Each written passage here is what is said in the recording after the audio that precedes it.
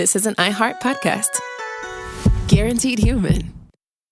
Magnesium supplements? You've mastered the basics. Now it's time to optimize. If you're serious about dialing in your health, upgrading your magnesium isn't optional. It's the key to leveling up your whole body. That's where Solaray Magnesium Glycinate comes in. MagGly from the #1 magnesium brand in health food stores. Solaray has a 50-year legacy of delivering quality and trust in every capsule. Each ingredient is triple tested for identity, purity, and potency in Solaray's GMP certified facility in Ogden, Utah. That means what's on the label is what's in your bottle. No guesswork, just premium MagGly. Plus, it's chelated in-house for powerful muscle, bone, and relaxation support that's designed for optimal absorption and gentle digestion. It's the upgrade your routine's been waiting for. Shop Solaray Magnesium Glycinate on Amazon or Solaray.com. These statements have not been evaluated by the Food and Drug Administration. These products are not intended to diagnose, treat, cure, or prevent any disease. Busted appliance? This is your sign to upgrade. Shop at Lowe's to get up to 35% off and next-day delivery on hundreds of major appliances. Lowe's, we help, you save. Valid through 3/18 while supplies last. Selection varies by location. Order by 4 p.m. Available Monday through Saturday. Subject to availability. Fees, exclusions, and restrictions apply. See Lowe's.com/appliance delivery for more details. Visit your nearby Lowe's on East 17th Avenue in Hutchinson. Support for the show comes from Public, the investing platform for those who take it seriously. On Public, you can build a multi-asset portfolio of stocks, bonds, options, crypto, and now generated assets, which allow you to turn any idea into an investable index with AI. It all starts with your prompt. From renewable energy companies with high free cash flow to semiconductor suppliers growing revenue over 20% year over year, you can literally type any prompt and put the AI to work. It screens thousands of stocks, builds a one-of-a-kind index, and lets you backtest it against the S&P 500. Then you can invest in a few clicks. Generated assets are like ETFs with infinite possibilities, completely customizable and based on your thesis, not someone else's. Go to public.com/podcast and earn an uncapped 1% bonus when you transfer your portfolio. That's public.com/podcast. Paid for by Public Investing. Brokerage services by Open to the Public Investing Inc. Member FINRA and SIPC. Advisory services by Public Advisors LLC, SEC registered advisor. Generated assets is an interactive analysis tool. Output is for informational purposes only and is not an investment recommendation or advice. Complete disclosures available at public.com/disclosures. New year, new you? Begin at loseweightnow.co and make this the year you finally feel in control. With Orderly Meds, access-proven GLP-1 tirzepatide starting as low as $149 a month. It's simple, doctor-guided, and delivered right to your home so you can finally focus on feeling healthier and more confident. Get started today at loseweightnow.co. Individual results may vary. Visit loseweightnow.co and get started today. That's loseweightnow.co. Reminiscence, a mission, this day and age. Kellie and Thelma, and we're turning the page. We're talking family matters, it's about those times. Tell them what happened, read between the lines. Come on by with Kellie and me. Welcome to the family. Take us out, Kellie.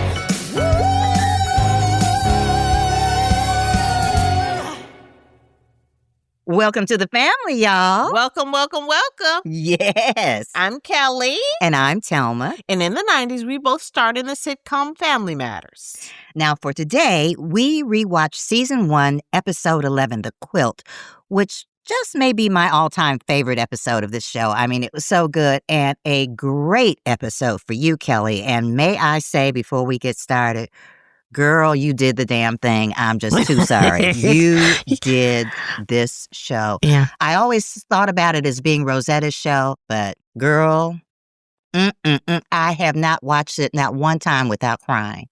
Not one time. That scene with you and that woman. It was my favorite episode, too. Yeah. Is just wonderful. So I just want to throw that in before we get into anything else. I just wanted to say that because I sincerely mean that you really were excellent. And what were you, like 13? 12, actually. So was it 12? Because we started the show when I was 11. So by the time we were starting that's right. The season, I was 12. Girl. Do you guys remember? You guys were so supportive in that show. Oh, we were so proud of you. That's the best thing about being in scenes with pros. Not only are they responsible for their own stuff, they totally can help push you through the scene. It's so we dope. didn't need to push you anywhere, baby. You were on that scene. And I think it had a lot to do with the writing. The writing was really good. They always say if it ain't on the page, it ain't on the stage. Well, girl, like I said, I wanted to start the show just telling you how proud I am of you and what a wonderful, wonderful, wonderful, wonderful acting performance that it was just wonderful. But other than that, girl. Thank you. Yeah, before we get all into that, let's start out with what up, girl? What's up with you? Girl, I tell you, I believe my house is going to become the Dr. Doolittle House of the Hill. Oh, no. We had hummingbirds that were born in a potted plant next to our living room window.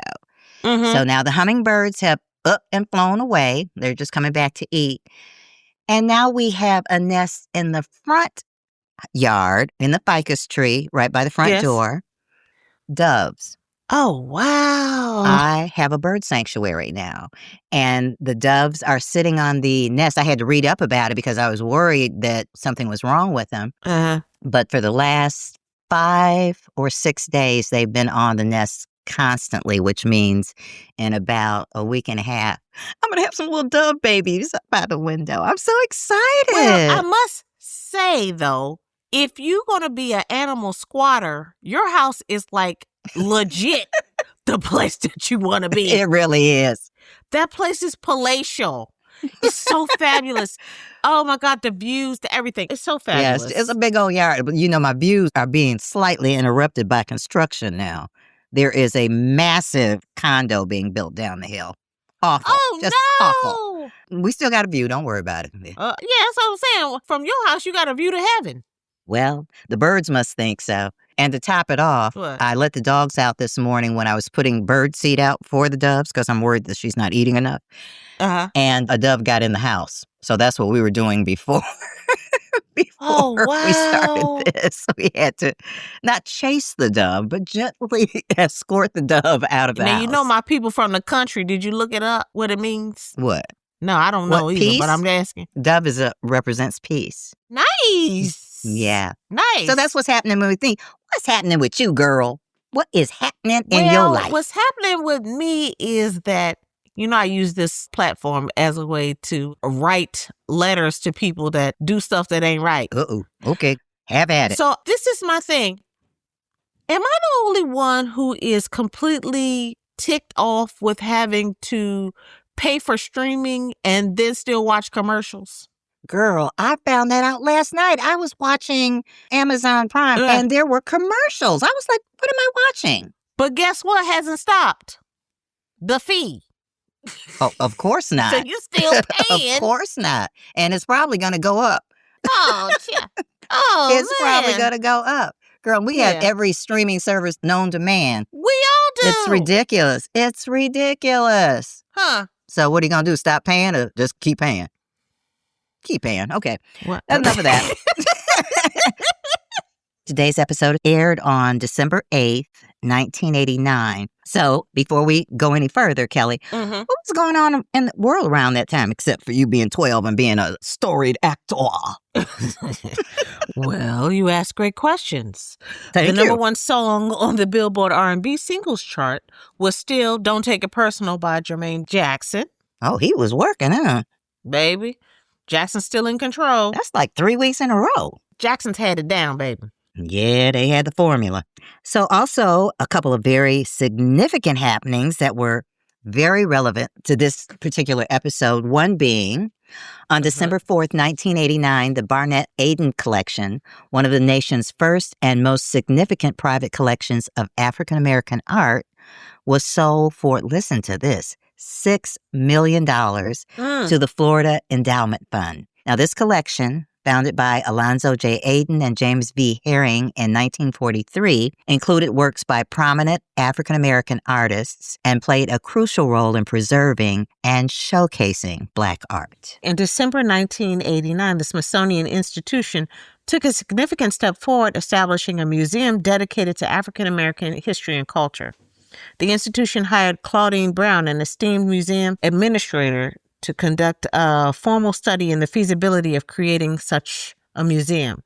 And this initiative marked a pivotal moment in the eventual establishment of the National Museum of African American History and Culture. Yeah, there's a little bit of irony with that, just reading that now with things being the way they are in our little world. Right. Well, like I said before, today's episode is The Quilt. Now, it was written by a young man by the name of David Scott Richardson and directed by Peter Baldwin. Yes. Now, this young man, David Scott Richardson, was 27, I believe, when he wrote this. He died 3 years after he wrote this episode. Are you serious? So I'm going to call Bob and find out if we can get a little more story about this young man and how a 27-year-old came to write a script that was so just deep and really rooted in African American history. Bob! Hi, honey! Hi. How are you? I'm great. You look wonderful as usual. Oh, I'm so happy to see you, Bob. Well, I told you you're going to get tired of us. Never. For you all, the two people that might not know who this gentleman is, we have another show where we talk about him extensively. I won't give his 7,500 credits this time, but suffice to say that just about every classic sitcom in the 80s and 90s, he was an executive producer on it. Of course, Family Matters being one of the greatest shows he ever produced. No. So we want to welcome back our friend and family, Bob Boyett.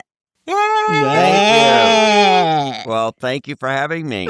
It's a pleasure to be here. We love The Quilt. That was one of everyone's favorite shows. So we just really wanted to just ask you more about how that show came to be. So do you remember anything about what inspired this particular episode? Do you remember any of it? Oh, yeah, of course I remember it. It was in our first season. Mm-hmm. We were looking for things that were authentic about a Black family. Black families then were not recording their history on DVDs or cassettes. Right. There were other ways, keeping scrapbooks and journals, records. And quilts were one of the ways because it was passed down through generations. Sure. Mm-hmm. And it had a lot of meaning. And And messages. so it was interesting because at the time that we were doing this show, the AIDS crisis was coming on. And of Right. course, quilts were That's right. an important part of that. And we thought, well, it's very relevant to show another amazing historical reference for quilts. We did do some research about it, and it was generational in many Black families. Absolutely. That was the keepsake, The other thing was it was our first season, and we were looking for shows that would be aired during the Christmas season. So we were looking for shows that had a little more heart and some emotional content to them. Oh, those were some of the factors that went into it. So the writer, David Scott Richardson, was this somebody that you knew? Did he just come in with an idea, or how did that happen? He was a young writer that we knew, but we really hadn't worked with on other series. So many of our writers worked with us on numerous series, but David was really kind of new to us. To be honest, I think The Quilt was an idea that came up in the room. So I'm not exactly in the writing room. So I think everybody played some part in pitching for that episode. Now, I don't know. Was he Black or white? I don't. David was white. That's interesting. Yeah. And I know you were raised in an environment that Black women nurtured you, so I knew that you had that kind of history. We noticed that in the show, too, because it's the way that Black women are written in Family Matters is so beautiful. Like, we were looking at the earlier episodes where how Thelma and Jo Marie got along and how Mother Winslow was creating carbon copies of herself through the generations of that. It was really done well. Where did that come from, you?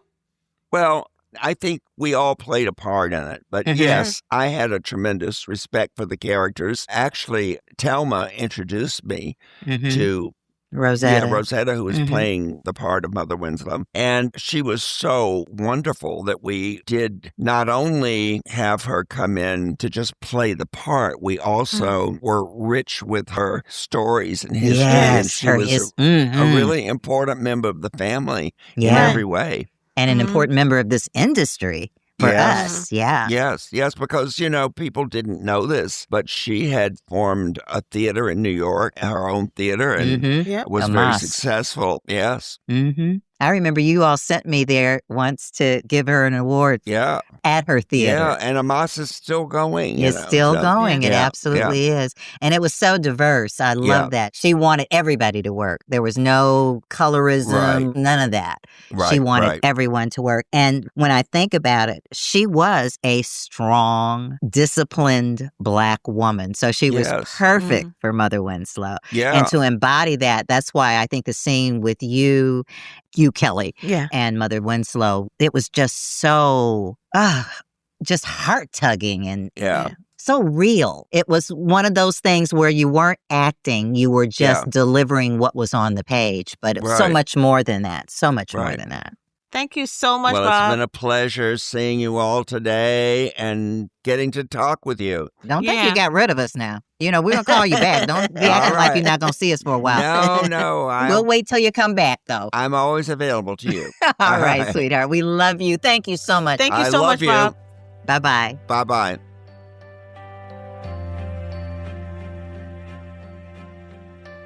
This is a pretty emotionally resonant episode.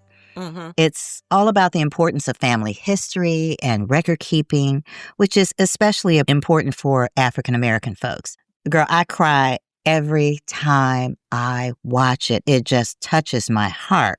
But I also just want to take a moment again to acknowledge David Scott Richardson, who wrote just a truly, truly beautiful episode. And tragically passed away, as I said, at only 30 years old, just 3 years after this episode aired.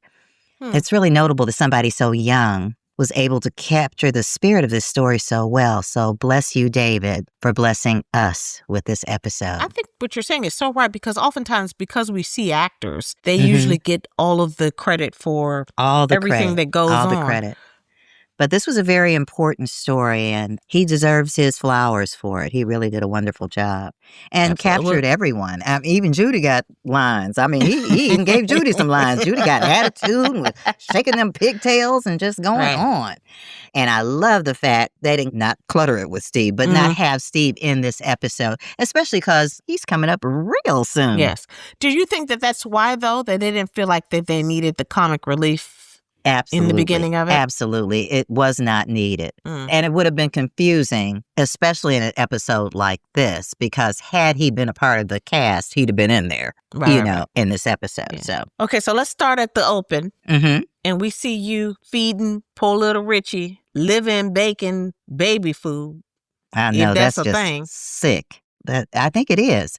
I think it is. Nothing I would have bought at the store, but of course it works in the episode because let's face it, your faux bro barely ate bread. I mean, he was so particular about everything. Why was he? I mean, is it because you have like people to service his palate? Every need? Yes. Basically, he was the first boy in our family in 37 years. So for the first year, even though he started walking at 10 months, I don't think his feet touched the floor. We just passed him around like he was a doll. Look what I got. Look, here, you have him. No, you want him? I mean, he was just my grandmother, who would not pour me a bowl of cereal, would get peel a potato because he liked French fries and cut up a potato. Oh, wow. And make him whatever he wanted fresh. He didn't have to go to McDonald's. Yeah. He could go to the kitchen. He was spoiled. That's so funny. We never talk about that either, like how we deify, because we talk about it in other cultures, specifically firstborn boys. In our culture. Well, he was the first one in 37 years, so he had it pretty much made in the shade for years before anybody else had another boy. He was just, it's amazing he came out to be such a good guy. Serve me. But he wouldn't eat anything, girl. When he was little, his best friend was Chinese, and so he would go over to spend the night. Now, they made homemade food that he covets now any chance he can get.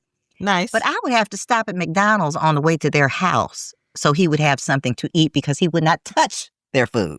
That's how particular he was then. See, this is why Hollywood thinks you are like the favorite person ever because you would actually stop at McDonald's. Now, my mother rolled past every McDonald's from here to West Jablip and ain't stopped one time, even after it became the dollar menu.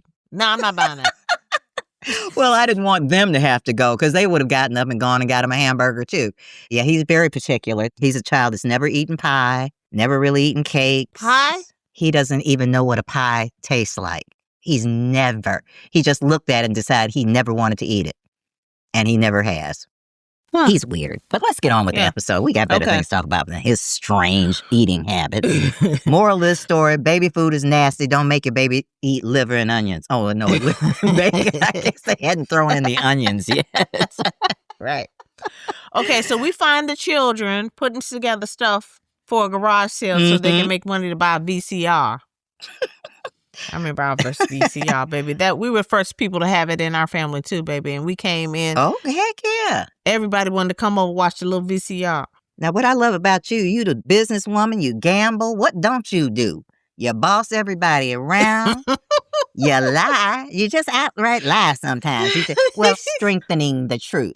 But you are really funny in this episode. I mean, you're bossy, you're funny, you're everything. Yeah, this was the first episode where Laura was really featured on the show. So. Oh, this was your episode. It absolutely was. It absolutely was. And I don't know why I thought it was Rosetta's. Yeah. I think just story-wise, I thought about it. But when I see your work in it, this was your episode. Well, ultimately, I think it was Rosetta's episode because it really highlighted the values of the family. And she totally was the person who set the tone for how things went. Even if she wasn't there, you could totally tell that everybody had been giving their marching orders and that she was in control of what was happening, which is what I love. That the message made it through the generations. Absolutely. And that all the people there were keepers of tradition. Mm-hmm. That's Which true. is what I hope That's true. I pass to my kids. And as we saw in this episode, Judy was actually talking and twerking. Well, she wasn't twerking because we didn't twerk yet, but she was twerking them braids, Lord. She was hurting me. It was nice to see her little sassy attitude because she did have a very distinct attitude when they let it loose. Right. Because it was totally her. Like, she knows more than everybody else. She was telling everybody what to do, bombing people out. She could play the dozens better than any comedian you ever met. Yep. She just didn't get written for like that. They didn't give her that time to really build up those chops. And when she got a minute, she did it. Sometimes when you're on a show with there's a lot of castmates, they can't service all the characters. Do you think she was a victim of that? We all were, except for you and Joe Marie and Reggie, even Mother Winslow. I mean, I remember times when I had nothing to do on the show. I was there, I was in the scenes and stuff, but I really wasn't doing anything. And the only thing that made me get over it was my manager. I think one time I had like 3 lines or something, and he told me how much I was making per line, and that kind of calmed me down. So I was okay after that. I was just like, oh, okay. Well, I can work with that.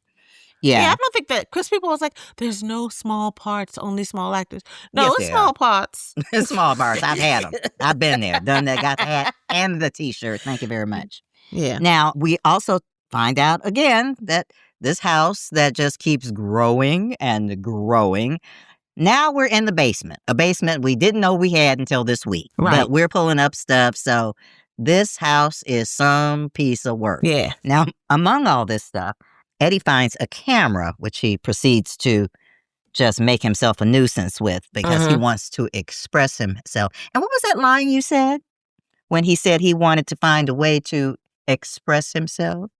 Yeah, because English ain't working for you or something like that. You were just a little bit of everything in this. But your character, Rachel, also finds a saxophone and decides you know what? To keep Sometimes you gotta laugh. I mean, what does this girl not do? But she's totally a creative. I love it. And she did say before that she was in the high school band and all that stuff. But a saxophone, the girl will just do anything. And I don't believe they told me how to do anything except blow and just move the little thing up and down. They didn't give me not a bit of, let us take you into the room and show you how this thing works. No, none of that. Here, play it. That's because you are an actor, honey. They didn't need to tell you what to do. That's because it was going to be funny. Exactly. Because a couple of those notes I hit hurt me. I like the fact that I was called Hot Lips, though. And that was Before I started playing the saxophone. Hello, somebody. Hello. Rachel had a husband. Come on now. You already take magnesium. Smart move. But here's the thing. Not all Mag-Gly is created equal. Solaray's magnesium glycinate is fully chelated, never blended or buffered. That means it's actually designed for optimal absorption and gentle digestion. If you're ready to upgrade your muscle, bone, and relaxation support, choose a quality Mag-Gly that's perfectly chelated for ultimate absorption. Shop Solaray Magnesium Glycinate on Amazon or solaray.com. These statements have not been evaluated by the Food and Drug Administration. These products are not intended to diagnose, treat, cure, or prevent any disease. Support for the show comes from Public, the investing platform for those who take it seriously. On Public, you can build a multi-asset portfolio of stocks, bonds, options, crypto, and now generated assets, which allow you to turn any idea into an investable index with AI. It all starts with your prompt. From renewable energy companies with high free cash flow to semiconductor suppliers growing revenue over 20% year over year, you can literally type any prompt and put the AI to work. It screens thousands of stocks, builds a one-of-a-kind index, and lets you backtest it against the S&P 500. Then you can invest in a few clicks. Generated assets are like ETFs with infinite possibilities, completely customizable and based on your thesis, not someone else's. Go to public.com/podcast and earn an uncapped 1% bonus when you transfer your portfolio. That's public.com/podcast. Paid for by Public Investing. Brokerage services by Open to the Public Investing Inc. Member FINRA and SIPC. Advisory services by Public Advisors LLC, SEC registered advisor. Generated assets is an interactive analysis tool. Output is for informational purposes only and is not an investment recommendation or advice. Complete disclosures available at public.com/disclosures. If you're struggling with weight loss, start your journey at loseweightnow.co because Orderly Meds helps people get real results with proven GLP-1 semaglutide starting for as little as $74 a month. No waiting rooms, no confusion, just real support and guidance you can count on all year long. Get started today at loseweightnow.co. Individual results may vary. Visit loseweightnow.co and get started today. That's loseweightnow.co. Hey, this is U.S. Olympic gold medalist Tara Davis-Woodhull. And I'm U.S. Paralympic gold medalist Hunter Woodhull. As athletes, our lives are about having a clear path. And a team that you can absolutely trust. So when it came to getting the best mortgage, we chose PennyMac. PennyMac is proud to be the official mortgage provider of Team USA and you. Learn more at pennymac.com. PennyMac Loan Services, LLC, Equal Housing Lender, NMLS ID 35953. Licensed by the Department of Financial Protection and Innovation under the California Residential Mortgage Lending Act. Conditions and restrictions may apply. So then we see Mother Winslow donating a box of stuff that she tells Laura very specifically that she can sell everything in that box except a quilt. And she just basically trusts Laura, knowing that she's quite enterprising. She just trusted her, which seemed a little strange to me because you know your kids. Well, I don't think she did, though. You know, she had given you instructions. It wasn't like you were a kid that did not follow through on stuff you were supposed to do. Now, she told Eddie that'd have been something else because he probably forgot it while she was talking about it. Right. But I think she did trust you to do the right thing because generally you do, but we're starting to see that money changes everything for you. Baby. You're a gambler. Listen, you're a little gambling 12-year-old. Don't mess with my man, my kids, or my money. Not necessarily in that order. Yeah, I was going to say. That was very funny. It's nice to see that Mother Winslow has more of a social life than Rachel does, isn't it? Isn't that wonderful? Don't we just love everybody in the house? Always. I mean, I do love the fact that they kept her character so youthful and so interesting. I mean, remember she'd go out, she was playing tennis, she had a little tennis outfit on. Card games. All that. She was so, just a really wonderful character of that age. We don't get written like that, you know, too often. So it was nice to see her, and it's certainly something she could do because it was nothing. So what do you think about that ring they fabricated for you? It looked like a sheet of paper. I mean, I guess it was pretty good for the time, but I love the fact that water was everywhere except on the windows, on the house. But there was water. Let there be water. Listen, baby, this is when we was a fledgling show. No, I mean, I think it was a sign of the times. Yeah. It was a sign of the times, too. I mean, they didn't have the technology to make it look like they do now. So we were doing good, I think, for that era. Yeah. Okay, so Laura complains to Harriet. Because there's no people coming in because of the rain. There's no foot traffic. And how much money had you made? What was that? $3. $3.50, I think you had made. 50 cents. You were working the room, which was empty. But finally, a woman walks in to take a look around, and she's really interested in the quilt, which happens to have gotten left out on the table. I don't know how that happened. I was wondering that too. You're hesitant to sell it. At $200, your mindset starts changing when you have your asthma attack over the $200. Right. And by $300, you've just flipped. Baby. You've just given it away. The thing had been gift wrapped with a lovely note. And walk it to her house in the rain. You're just so wonderful. So then Laura has to update the family on the goings on of the sale. Mm-hmm. She made $350. Mm-hmm. And exactly how does she do that now? Well, see what had happened. She had to tell him that she sold the quilt that she wasn't supposed to sell. But she sold it for $300. And that's supposed to take the onus off of it. Because you made enough money to buy a VCR and a new quilt. And that's when the heartbreak starts. See, this is the problem with people. They don't ever tell you all the information. And this is what's going on with adults. I noticed that when I was a kid. They tell you not to do something. They don't always tell you what's going to happen. I remember one time my mother warned my brother several times to not stick something metal into a socket. Nope. She didn't say it's because you're going to kill yourself. She just said don't do it. By the time he figured it out, he was smoking and everything. Oh, no. What a nut. You got a nerve to talk. You pretty destructive, your doggone self. I'm starting to think back up to some stuff you did. But I digress. Right. So it turns out you find out that quilt is a lot more than just a quilt. Yes.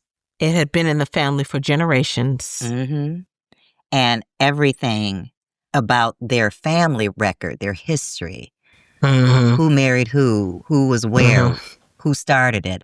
All of that was embodied in the quilt. And it really got me to looking up some things about quilts because I didn't know that there was actually a Underground Railroad quilt that has symbols on it that the slaves would know what they meant. Use as road maps. And that was their way of reading. Because, of course, they didn't have books. We weren't allowed to be educated during that time.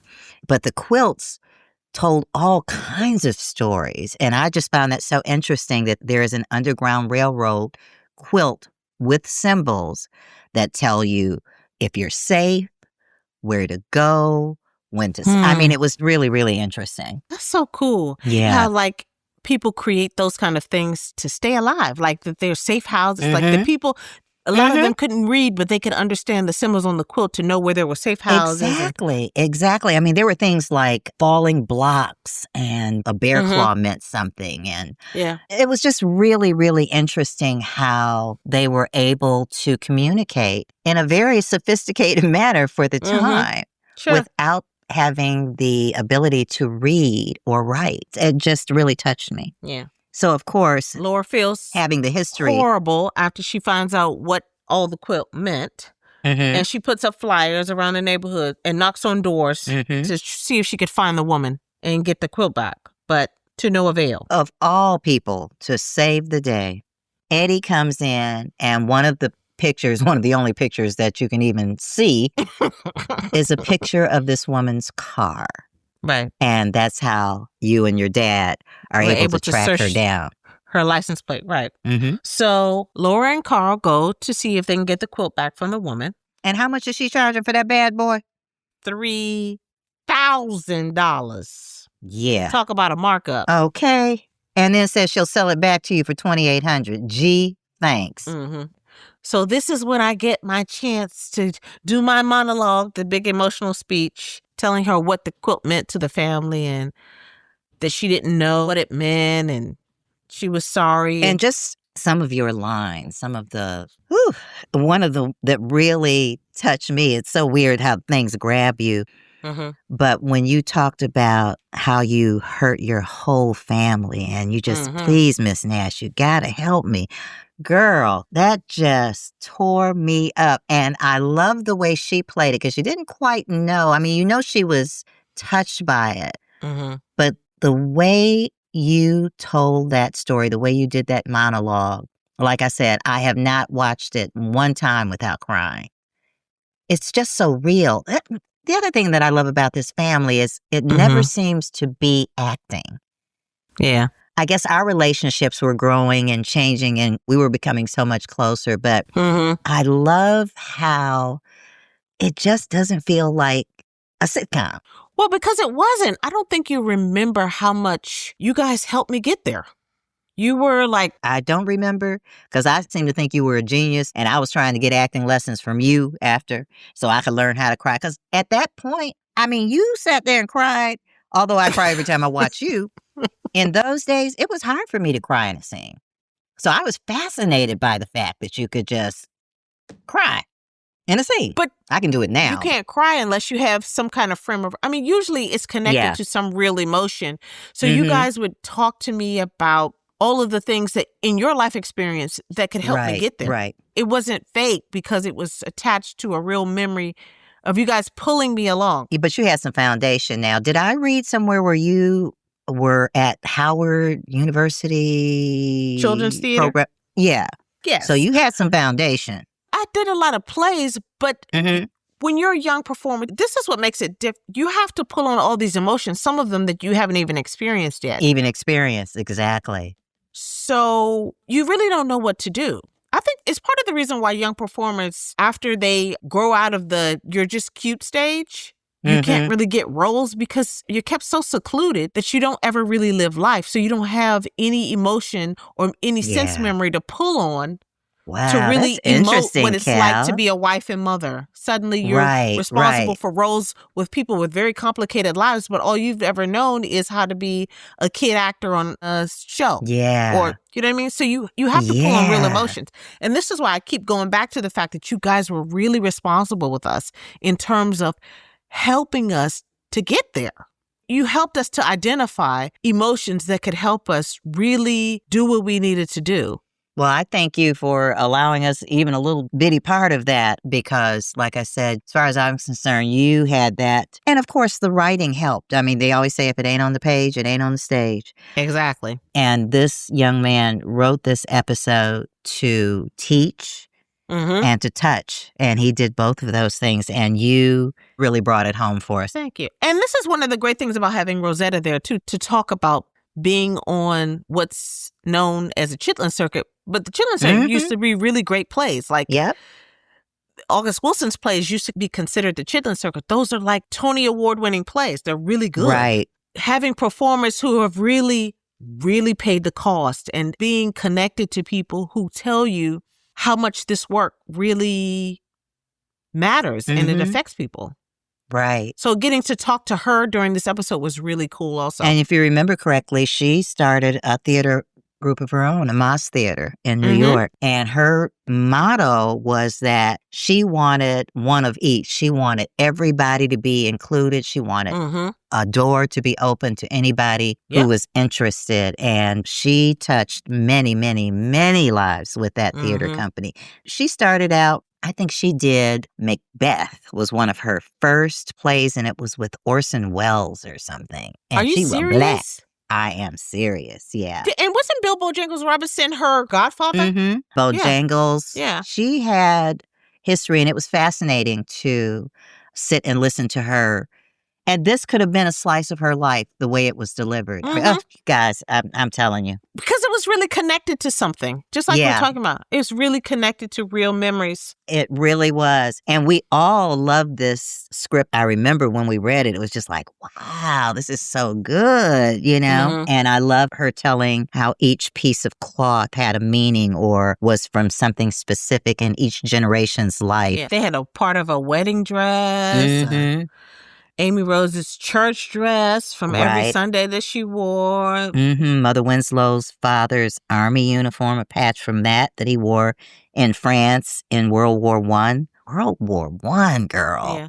That is crazy. It's really spoke of the forgiving nature of Black women. Like you cut up and they still trust you and still love you and still bring you back into the fold. The Mother Winslow's character decided to still give the quilt to Harriet because she knew that it would wind up in Laura's hands eventually, which was so deep. Right, because the eldest daughter of each generation was supposed to add a patch for the previous generation, and then they would pass it on to their daughter. But Mother Winslow didn't have any daughters. Yeah. So she gave it to Harriet because Harriet was her daughter for all practical purposes. Yeah. Yeah. And also, she let Laura keep the quilt in her room. She knew that Laura would never allow anything to happen to that quilt again.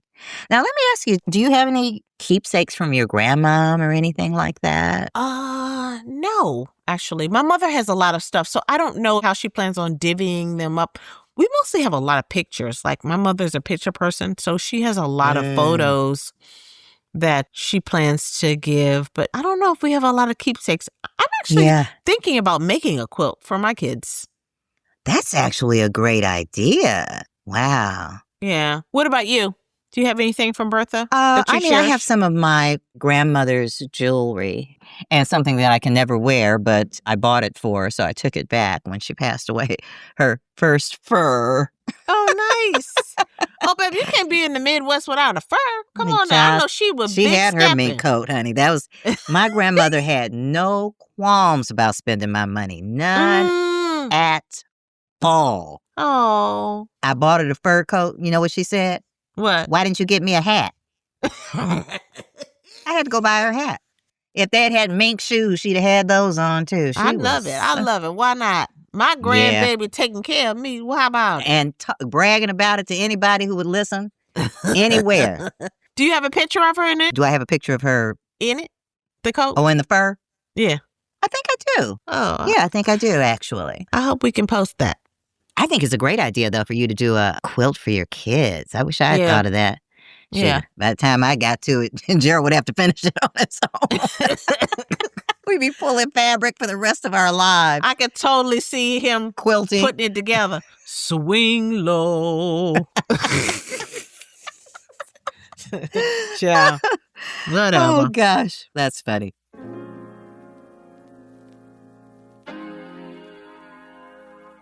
So instead of, we usually do our funky facts or whatever, but we thought that we would continue on in the discussion that we're having about quilting and how that embodies the legacy of Black America. Yes. The history of quilting in Black American culture began as early as the 17th century. Wow. Enslaved women made patchwork blankets, threading, sewing, and quilting together scraps from fabric from slave owners' households.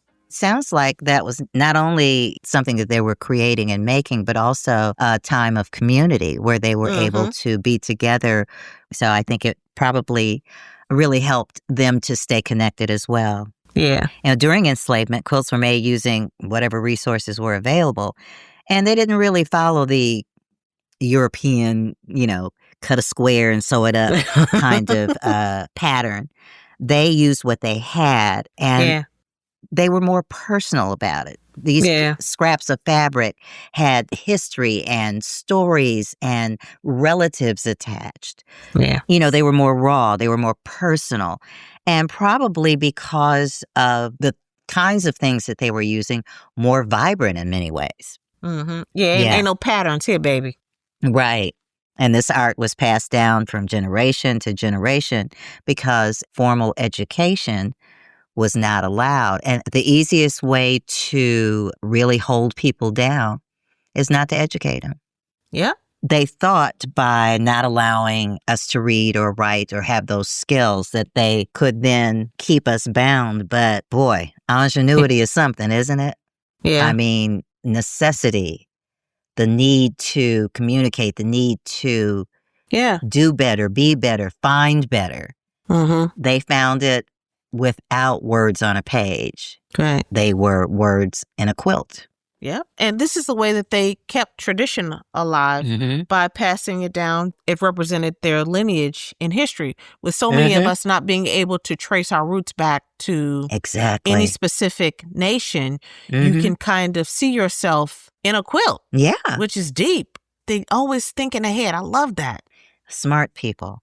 And they were used in the fight for freedom as a historical record of victories. It's just amazing how they were used. I mean, just like the Negro spirituals like Wade in the Water were actually coded messages meant to guide people to freedom. Quilts featured certain patterns to outline escape routes, to mark safe places. Yeah. And all this was happening on the Underground Railroad, they had an actual quilt that had symbols like a bear claw, like tumbling blocks. Yeah. Each one of these had something attached to it that told you what to do during these times. It's just fascinating to me that they created that. And it wasn't like it was only in one place. They had to use this to travel to other cities. And, the Underground Railroad wasn't in one place. So they actually learned and were taught these symbols by their family. Yeah. It's amazing to me. They weren't just quilts that kept the family warm. They represented something. They were lineage. They were history. They were people in your family. They were decades and decades of history. And the only way we could have it. But that the tradition has continued on because the quilts made by Black women in modern day have evolved into meanings of exploring broader themes like sisterhood, female empowerment, and Black feminine beauty. So it continues to go on. And again, that sense of community. Sure. Something about talking about your history and then participating in actually putting it not to paper, but to quilt has got to be enriching for all those involved. I think it would be just fun to get together and everybody bring something together and let's do a quilt, Let's do a Family Matters quilt. No, I'm very like I said, I'm fascinated by this episode. I'm fascinated about the things that I'm learning because of this episode. It makes me want to learn even more. But you know what I really love about our culture too? Is that even with nothing, we put together our resources. Shared resources will help you win every time. I may not have everything, but I have this one little thing, and you have this two one things scrap. over here. Correct. And we done made something. Yep. Like a big bowl of soup.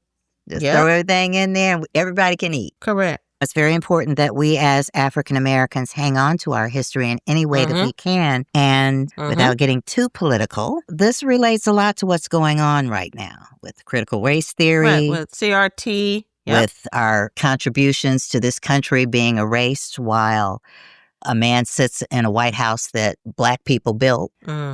We usually try to keep it light and fun, but sometimes life just ain't light and fun. There's just a lot going on right now, and we want to be part of the discussion. Sure. We don't want to act like there's nothing going on for us as a people. But I think for me also, just this podcast and the way that our relationship has developed over the years, I'm so glad that we're able to be, because I've learned this from you, is keepers of the tradition. Yeah. The things that you have passed on to me, like that quilt, it has value. Yeah. The stories that have traveled through time, it's meaningful. It's the way that our ancestors have survived, and it's the way that you teach us how to survive. And that's with each other. And keep surviving. Sure. Girl, absolutely, absolutely. So kudos to you, Thelma, for being a keeper of tradition. Well, kudos to my grandmom for drumming it into my head and to just our history. I think it's so important, even more so important now, because one of the things that I think about now is that I don't have a daughter, but you do. And right now, your daughter, she has less rights than you did growing up. And that's a tough one for me. I worry about kids and I don't know. It's a very strange time. It's a very strange time. And you having children will be more exposed to it on a personal level. And how do you prepare your kids for that? And I'm asking you as a mom. I do what you did to me. Like, you're not my biological mother, but the way that you told me, do this, not that. This is how you behave. This is what's important. Giving values and honoring your history and honoring your future, who you are, is so important. Right. And honoring the future. Like, you do this in hopes that the future will be better, which is what you did for me. You gave to me not knowing what'll be. Yeah. I don't think we can stop encouraging. I don't think we can stop growing. I don't think we can stop fighting. I don't think we can stop talking to our children, because they're the ones that are going to be in this world, out in this world that we've created. Yeah, but if you don't have any frame of reference, you don't know how to fight. So these stories are important because there's a spiritual, how I got over. It really is a roadmap to how I was an overcomer. And it's important because we're fighting the same battles that you fought, even though it's 50 years later. Honestly, I thought that things would just keep getting better. I never thought I would feel as if I were actually being pushed backwards, which is kind of the feeling I get now. It just made me start wanting to really recognize myself, our contribution in more ways than one. So I started looking up inventors and just all the things that Black people have contributed that I guess has been forgotten. But I wrote some down. And these are just African Americans who did some things that you don't often hear about. Garrett Morgan was the inventor of the 3-signal light. Stoplight. Yep. Marie Von Britton Brown co-invented the home security system. Frederick McKinley Jones, refrigerated trucks. Madam C.J. Walker, well, of course, she was the first Black female millionaire, and she made her money in cosmetics and hair products. Patricia Bath revolutionized cataract surgery. She was an ophthalmologist. Louis Latimer, carbon light bulb filament. Now, we all know that Thomas Edison created the light bulb, but he created the filament. Benjamin Banneker, first clock. It was wooden. Funny fact about this is it was the first clock to be created in America, and Stevie Wonder sings about him in his song Black Man. Alice H. Parker, inventor of the furnace for central heating. James West was a co-inventor of the foil electric microphone. So those are just a few of the contributions that we made, and nobody would ever know. And these aren't little bitty things. So in spite of the fact that back in the day we weren't able to be educated, and in spite of the fact that we had to use other means of communication, how far we have come and how smart we are as a people. We were. To have created something out of nothing. A lot of times people don't recognize that they didn't just steal people who couldn't read or write. These are people who were very capable when they got here, like with the vaccines. Oh, yeah. These were things that they had been practiced before the enslaved people even got here. So they brought with them a lot of skills that nobody knew about. That's true. God, my grandmother would still go out in the yard and start pulling up stuff. I remember one time she had chopped off the end of her finger doing something on. She was always doing something crazy. But then she went and got some turpentine and sugar. And I was like, what are you? And she just packed it all in her finger. I was like, what are you? I mean, they had all these remedies. I remember this had to come from the South way back when. But when your Fobro was a baby, he had a lot of problems with his tonsils and stuff like that.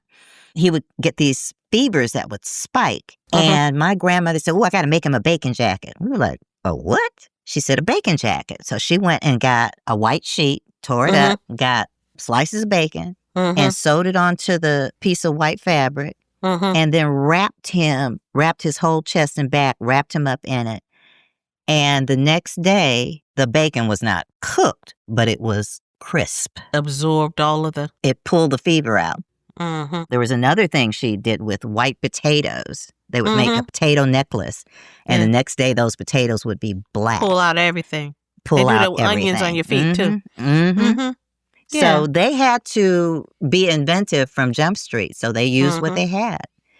We've always been able to make something out of nothing. It's a glorious thing, and I'm just so proud of us. I'm so proud of this episode. Yes. I could talk about this all day, but I'm pretty sure you're sick of me talking by now, so we're going to let it go.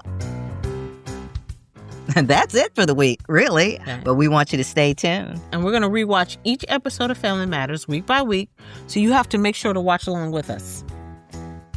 You can catch it on Hulu and TBS and a bunch of other places.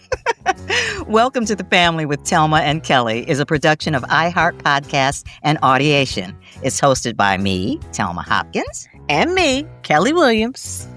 Our executive producers are Sandy Smallins for Audiation, Adam Rip, J.D. Hopkins, who also happens to be my son and Kellie's Fobro, and Jonathan Strickland for iHeart Podcasts. The show is produced by Thelma and I, but our series producer is Ireland Meacham, and our theme song's lyrics were written by J.D. Hopkins and Adam Rip. The theme song was scored and mixed by Matt Noble, who's also our series mixer. And we'd like to thank Nikki Etour and the entire iHeart Podcast team. Thank you, thank you, thank you. Follow us on Instagram at Welcome to the Family Pod for behind-the-scenes photos and more bonus content. And don't forget to leave us a voicemail at our website, thefamilymatterspod.com. We want to hear your thoughts and favorite memories of the show, and let us know if you need advice, because we're good for some bad advice. We might be able to help you with your own family matters. And make sure to rate and review us wherever you're listening. We are so excited to have you guys along for the ride. Thank you so much for hanging out with us with The Quilt, our favorite show. Welcome to the family, everyone. And we will see you. Welcome next time. Have a great week. Bye. Welcome to the family.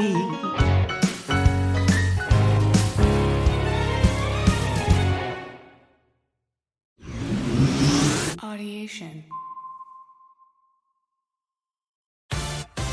New year, new you? Begin at loseweightnow.co and make this the year you finally feel in control. With Orderly Meds, access-proven GLP-1 tirzepatide starting as low as $149 a month. It's simple, doctor-guided, and delivered right to your home so you can finally focus on feeling healthier and more confident. Get started today at loseweightnow.co.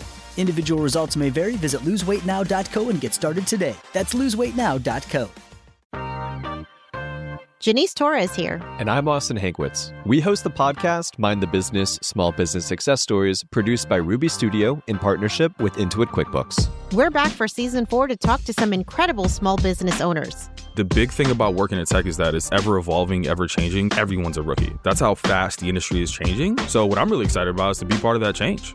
So listen on the iHeartRadio app, Apple Podcasts, or wherever you get your podcasts. When you stay in your home, what you love gets to stay too. From the gardens that grow wild to the grandkids that run wilder. From the Friday night baseball games to the Sunday morning brunches. Even the daily crosswords and weekly book clubs. There's room for it all with help from Home Instead, the largest in-home senior care network with over 30 years of trusted experience delivering the peace of mind you deserve. Visit Home Instead online for a better what's next. With the Venmo debit card, a taco in one hand and ordering a ride in the other means you're stacking your rewards. Nice. Get up to 5% cash back with Venmo Stash on your favorite brands when you pay with your Venmo debit card. From takeout to ride shares, entertainment, and more. Pick a bundle with your go-tos and start earning cash back at those brands. Do more stash, get more cash. Venmo Stash bundle terms and exclusions apply. See terms at venmo.me/stash terms. Max $100 cash back per month. This is an iHeart podcast. Guaranteed human.